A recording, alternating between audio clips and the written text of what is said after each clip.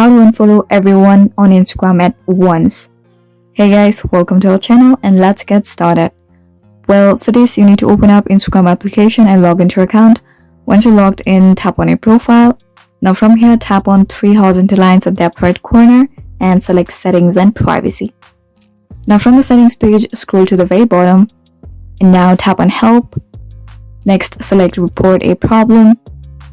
Follow the on-screen instructions. Next, tap on include and continue.